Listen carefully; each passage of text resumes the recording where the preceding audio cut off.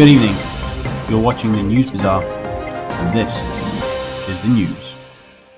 Blighton has always been destined to be an area of interest. Be its once abundant seas, its ancient coastline worthy of any screensaver, and easy access to the capital via rail, the town has enjoyed recent success as a staycation favourite. Starting off as a humble fishing town, the waters around Blighton provided a stable income for its residents. Families fished, they ran markets and stalls, opened cafes and restaurants, and provided transport for cargo and administered repairs. For generations, the town was safe. It was a place of quiet reliability, one that provided for its residents. If you needed money, there was work to be done. If you were sick, you had a doctor on hand to help. If you wanted to buy a home, you could afford it. By no means was Blighton a rich town. There were no fishermen erecting multi-storey hotels, no supercars or diamond-studded chandeliers, but people found purpose in their graft and value in their community. Then came the events of 24, and the tale was told 1,000 times across the country. The nation's waters were sold off, and coastal towns up and down the shoreline collapsed.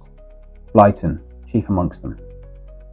With the rights to fish removed, and the Navy only too happy to spoil the day of any unlicensed fishing vessels, Blighton's pulse slowed to a crawl.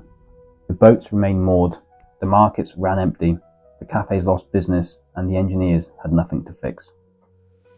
What followed was a long and frightful crawl from one bad year to the next. Unemployment rose, the number of betting shops increased, drug-associated deaths skyrocketed, and quality of life took a nosedive. Blighton became the butt of a bad joke. It was a town in ruins, a place where hopes and dreams went to die, and property prices plummeted. Something that hadn't gone unnoticed.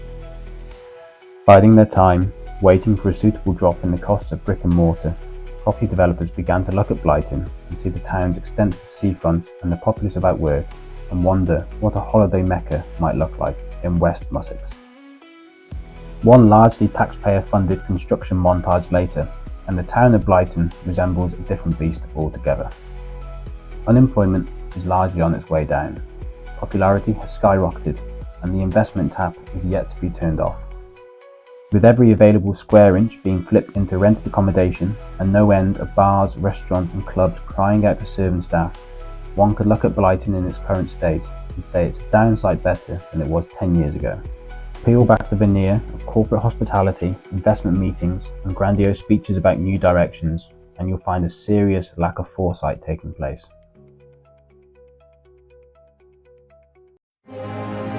You've been watching the News Bazaar, and that was the news.